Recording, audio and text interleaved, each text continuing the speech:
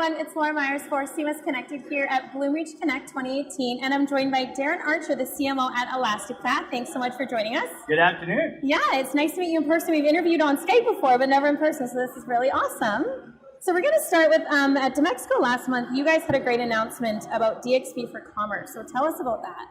Well, it's been exciting to collaborate with Bloomreach. You know, I think one of the things that we've all been struggling with, whether we're a brand, manufacturer, or distributors or retailers, is we know that we have to have these big stories that we tell and all this content that goes into that, but then marrying that with the transaction capabilities so that, you know, you actually can enable someone to buy at that point of inflection versus, you know, taking them down that journey through the alleyway as I described in our previous discussion, right? It's hard. And so I think Bloomreach is doing something unique in that, you know, they recognize that that needs to be done easier, but more importantly, that they need to enable their merchandisers and marketers to not have to work so hard for the commerce piece. Like they made the joke earlier, one of their product marketing managers on stage saying, you know, he has his customers come up to him and saying, I don't want my job title to be Boost and Berry. Right? Yeah. Like, I can't be doing that all day long. You need to figure out how to do it. Let me just tell you what my goal is, like optimizing to revenue or optimizing to getting rid of inventory, and then let me out of it. So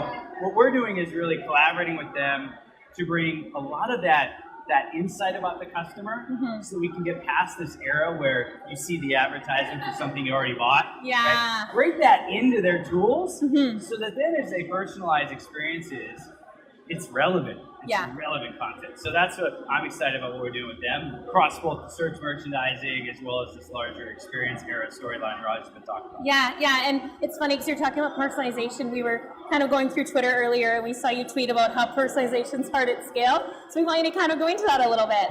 Well, first of all, personalization is so hard and it doesn't work. I mean, doing it at scale, you have to have these huge budgets today. I think that's been the challenge. And I've been blessed in some companies I've been at where I did have, you know, some of those team sizes. But I remember a long time ago where we actually were just trying to do simple A/B testing and do some optimization on the home screen. And we had a little small team, and you know, you have to staff this team like a whole Scrum team with an analyst and copy editor and someone that does design and, you know, photographer, or you're going to the agency just to get a hero banner created, right? Yeah. And if you want like 15 permutations of this, that team is just, you know, worn out, or you have to have like tons of these people. Yeah. And so it, you know, it's really, really hard to do it at scale. And when we did it, we found the return. I remember at one point the team so frustrated in getting resources, they actually did the math and they found out for every dollar spent on this team, $3,000 was made. Yeah. But even with that, when you tell a CMO or like myself or my peers, and you say, okay, I need to have 7 Scrum teams doing optimization and personalization, you know, you can't go back to a CEO and go, basically I need the same headcount as like the call center needs, right? So it hasn't worked, you know? Yeah. As a technologist and part of this industry, we've had the tools to do this for a long time, but where we broke down was, how do we do this at scale, meaning without an army of marketing personnel, right? Yeah.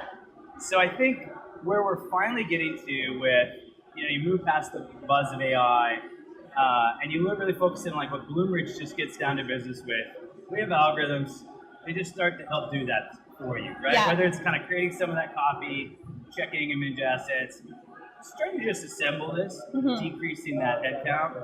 I think it's got the potential, but yeah, personalization right now, so hard to do. You're like, finally someone's talking about this. Yeah, I'm like, do it automatic. I mean, here we are at this event, right? And I would love to, on my own website, classicbat.com, I have all these same needs.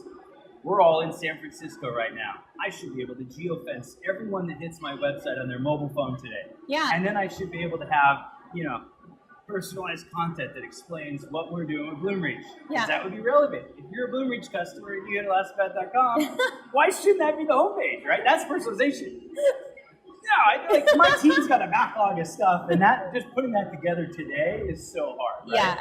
So I think, you know, we're rounding that corner, but we got a ways to go. Yeah, definitely. And this is actually, I'm excited to ask you this. What do you feel that brands are really underestimating in the future of commerce? I mean, I think the thing I'm still not hearing enough about, and Raj started to touch on this point this morning around, he made the comment that we're in this experience era. And I believe that But I also believe that as marketers, we're still too obsessed with the website, right? And we're not thinking through the total customer experience. And it really goes back to, if you look at, what do all of us get excited about? We get excited about being able to get in an Uber or Lyft and go to our destination and get out, and it's like rock star treatment, like the limo is ours, right? And we don't pull out our credit card, we're not signing a receipt, right? Commerce is just buried in that experience. Yeah. That's what we want, right?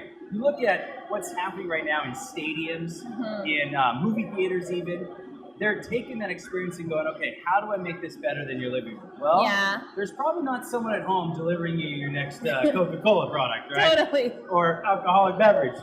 But in there, they can do that. And so I think we've got to really recognize that the commerce has got to be woven in, really stitched into the fabric of the experience. And we got to get past the website as the experience and think about, where is our customer? How am I interacting with them? And am I creating that? We've got a customer, Carnival Cruise Lines, and they're really trying to change everything from how you board the ship to identity, which is a long queue experience, to once you're on the ship. Can we just give you that Uber-like experience, right? We're gonna start calling it the medallion-like experience as you see what they're doing. But you just go around, you want to buy something, you just pick it up. It goes to your folio, right? Yeah. You want a pizza delivered to your room? No problem. You want to go buy something at the gift store? No problem, right? You need some more chips for gambling? And no problem. No problem. And so I think it's thinking through the experiences beyond the website, beyond a mobile app. We've talked about that forever, and going, just how do I create that experience and take commerce out of the picture? Yeah. So that you feel like that rock star in all moments, right? Yeah. So that's where I'd like to see a lot more noise. And I think, that's where it's going. And I think we just all got to figure out how to help enable companies pull that off. Absolutely. Awesome. Well, that's all the questions I have. Thanks so much. Great to see you all again. Yeah. And looking forward to continuing to read it. Perfect.